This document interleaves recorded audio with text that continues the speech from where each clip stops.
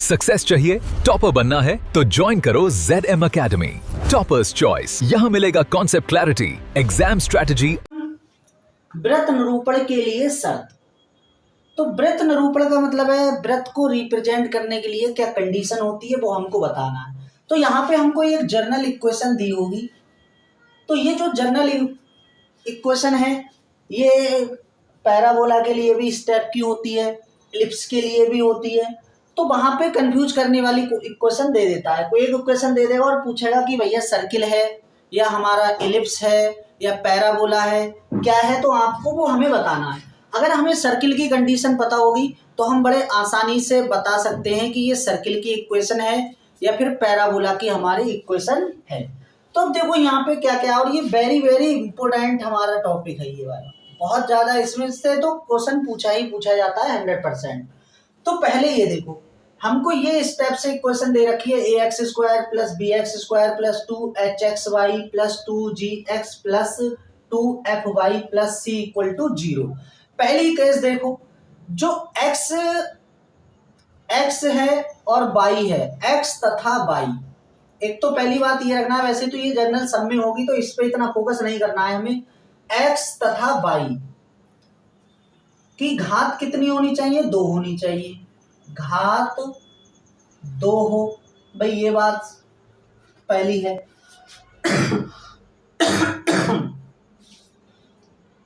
तो x और y की घात कितनी होनी चाहिए? 2 होनी चाहिए, ये बात सही है। दूसरा, यहां पर देखो, यहां ये वाली यानी कि x स्क्वायर का गुणांक बराबर होना चाहिए y स्क्वायर के गुणांक के, यानी कि y स्क्वायर का गुणांक आपस में क्या होना चाहिए? बराबर होना चाहिए। कहने का मतलब यहाँ पे अगर 2 है तो y भी क्या होना चाहिए? 2 होनी चाहिए, तभी सर्किल क्या होगा? फॉलो होगा, अदरवाइज वो सर्किल नहीं होगा। और इसका मतलब ये है यहाँ पे कि a और b क्या होने चाहिए? बराबर होने चाहिए। कंडीशन ये है कि वो किसके इक्वल नहीं होना चाहिए? 0 के इक्वल नहीं होने चाहिए। आपस में इक्वल तो होने चाहिए लेकिन वो 0 के इक्वल नहीं होंगे। अगर वो 0 के इक्वल नहीं होंगे तो सर्किट रहेगा ही नहीं, वो तो लीनियर इक्वेशन बन जाएगी। तो इसलिए इस पे कंडीशन को याद रखना है। कभी कभी ये डायरेक्ट ऐसे करके दे सकता है, ठीक है। तीसरी कंडीशन क्या है हमारे पास? डेल्टा, यानी कि डेल्टा हमें निकालना है।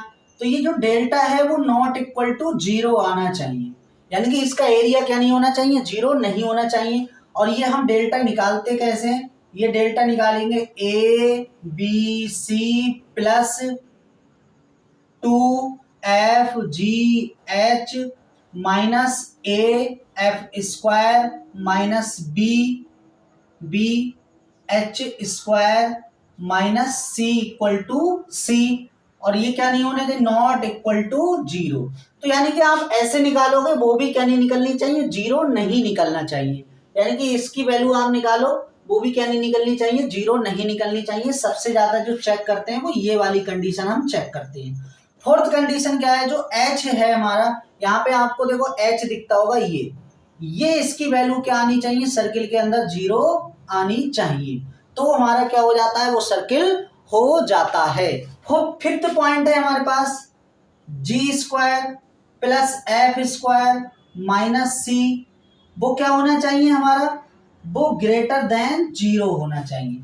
यानी कि रेडियस, सीधे सीधे वो बोल रहा है कि रेडियस जो होनी चाहिए वो क्या होनी चाहिए? 0 से बड़ी होना चाहिए, तभी हमारा सर्किल पॉसिबल है, अदरवाइज वो सर्किल नहीं होगा, ठीक है। तो आई होप ये भी आपको टॉपिक अच्छे से समझ में आया होगा। इस पे जब हम PYQ करेंगे तो और भी अच्छे से ये क्लियर हो जाएगा। अभी बेसिक पढ़ लो, बेसिक एकदम मजबूत कर लेंगे तो हमारा PYQ तो बहुत आसानी से सॉल्व हो जाएंगे। अब देखते हैं नेक्स्ट टॉपिक, अपना टॉपिक 5 है ये हमारा, व्रत के समीकरण के विशिष्ट रूप।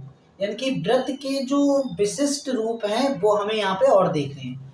यदि केंद्र जो है वो h, k है, त्रिज्या a हो, तो जो सर्किल बनता है हमारा उसकी जो इक्वेशन होती है वो x माइनस एच का whole square plus y minus k का whole square equal to a square. तो ये अभी हम पढ़ चुके हैं। तो अब इसमें देखो केस बनते हैं। पहला केस क्या है? जब वृत्त का केंद्र मूल बिंदु हो, यानी कि जो सर्किल है उसका जो सेंटर है वो कहाँ हो? मूल बिंदु है, तो वो हमने बताया ही था। तो उस केस में जब हमारा सर्किल क्या होता है, मूल बिंदु होता है, तो जो h, k है इनकी जो वैल्यू होती है वो क्या हो जाती है, वो 0 हो जाती है। तो जब इसकी ये वैल्यू 0 हो जाएगी तो यहाँ 0 रखो, यहाँ 0 रखो, तो इक्वेशन क्या बन जाएगी यहाँ पे हमारी सर्किल की, x square plus y square equal to a square. तो ये वाली हमारी इक्वेशन सर्किल की बन जाती है। ठीक है, तो ये हम पहले भी पढ़ चुके हैं ये दोनों फॉर्मूले। थर्ड केस देखो यहाँ पे, सेकंड केस देखो यहाँ पे, जब वृत्त मूल बिंदु से गुजरता है, मतलब क्या है कि जो वृत्त है वो कहां से गुजरेगा, मूल बिंदु से गुजरेगा। यानी कि इस स्टेप से कहानी बनेगी, ये हमारा होता है मूल बिंदु से पास होता हुआ जाएगा इस स्टेप से। ठीक है, तो वृत्त कहां से जाएगा, मूल बिंदु से गुजरेगा, तब हमारा केस क्या बनेगा। तो हमारे इस केस में जो ए होता है वो a square equal to h square plus k square के इक्वल होता है। यानी कि ए स्क्वायर किसके इक्वल होगा, h square plus k square के इक्वल होगा। हमें क्या करना है, ए की वैल्यू निकालने के लिए एच का स्क्वायर कर देंगे, के का स्क्वायर कर देंगे, इसको ऐड कर देंगे और यहाँ पे हमारा ए निकल जाएगा। और उसका उस केस में हमारा जो इक्वेशन बनेगी, x square plus y square minus, ठीक है, 2hxy, यानी क्या बनेगी 2hxy माइनस का ky। x वाला यहाँ पे क्या हो जाएगा, आगे की जो टर्म हो जाएगी वो 0 हो जाएगी, तो 2ky यहाँ पे रहने वाली है।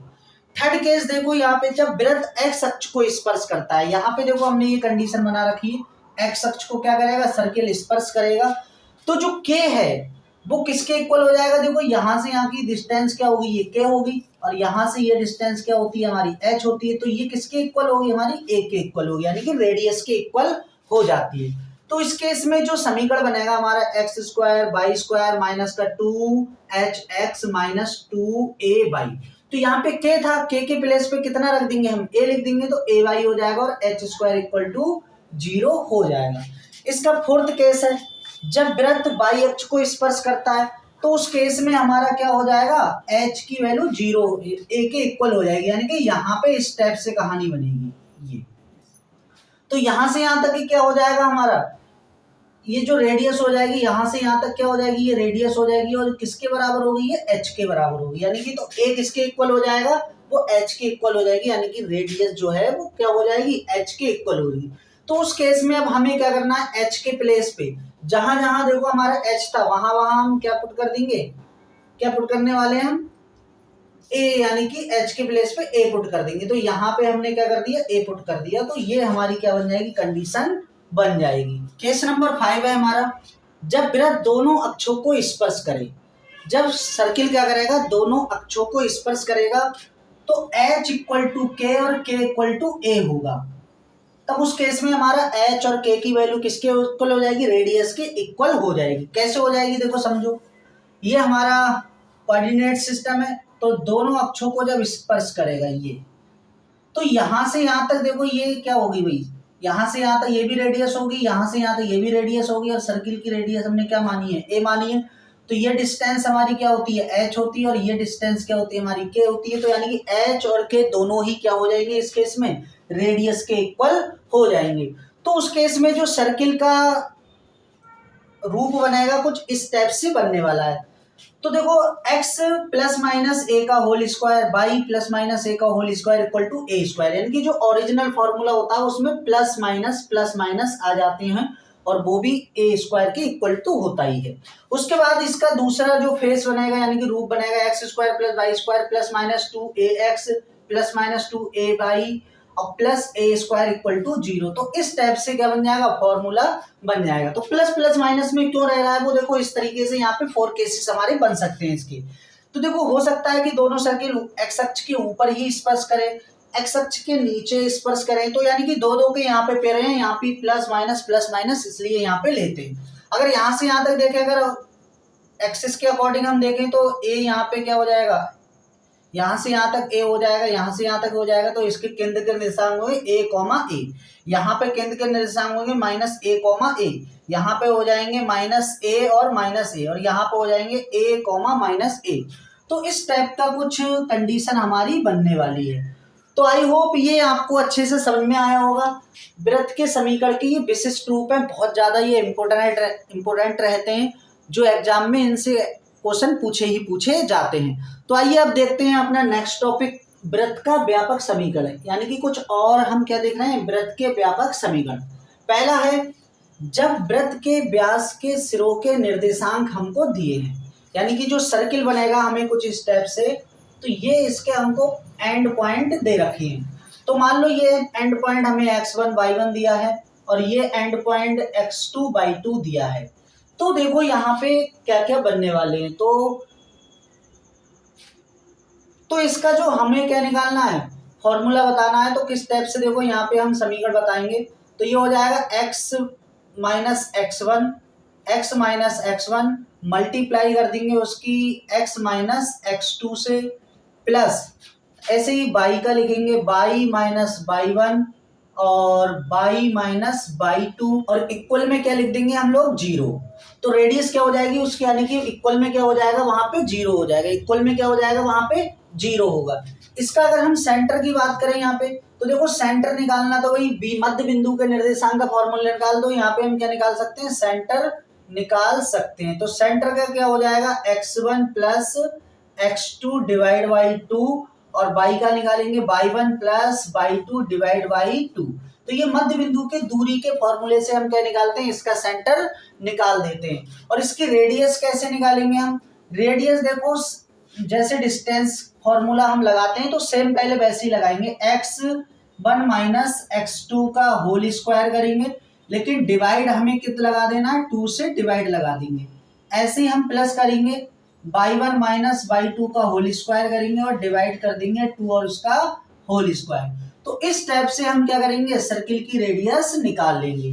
जब हमें सेंटर पता होगा तो मध्य बिंदु के निर्देशांक निकालेंगे और समीकरण निकालना होगा तो हम उसे इस टाइप से निकाल देंगे, x माइनस x1 का होल स्क्वायर और x माइनस x2 का होल स्क्वायर की मल्टीप्लाई, इधर y माइनस y1 और y माइनस y2 के दोनों की मल्टीप्लाई और इक्वल क्या कर देंगे हम, 0 के कर देंगे। ठीक है, उसके बाद आता है वृत्त का प्राचलिक समीकरण, पैरामेट्रिक फॉर्म। पैरामेट्रिक फॉर्म में जो सर्किल का फॉर्मूला होता है वो कैसे होता है, तो देखो पहला अगर हम इसका देखें जिसका सेंटर 0 0 होता है, उसकी पैरामेट्रिक फॉर्म देखें तो x square plus y square equal to a square का प्राचलिक समीकरण क्या होता है, तो ये होता है x equal to a cos theta, x equal to a cos theta और y equal to a sine theta. तो ये हमारा क्या होता है, वृत्त का प्राचलिक समीकरण होता है जब सेंटर के निर्देश यानी कि निर्देशांक 0,0 दिए हों तब। उसके बाद इसकी सेकंड फॉर्म है हमारे पास, अगर इस टाइप का इक्वेशन दे रखी है सर्किल की, यानी x माइनस एच का होल स्क्वायर और y माइनस के का whole square equal to a square, तो हमारा प्राचलिक समीकरण कैसे बनेगा, तो x इक्वल टू यहाँ से बन जाएगा h प्लस कर देंगे और a कॉस थीटा कर देंगे। ठीक है, उसके बाद y का लिखेंगे तो क्या करेंगे हम, k प्लस कर देंगे इसमें और a साइन थीटा लिख देंगे। तो इस टाइप से हमें प्राचलिक समीकरण लिखने, जो यहाँ पे एग्जाम के लिए बहुत ही ज्यादा ये दोनों फॉर्म्स जो हैं वो इम्पोर्टेंट है, इनसे भी क्वेश्चन डायरेक्ट ही पूछे जाते हैं। तो आई होप आज की क्लास आपको अच्छी लगी होगी। अगर आपको हमारी क्लास अच्छी लगी हो तो वीडियो को लाइक कीजिए, शेयर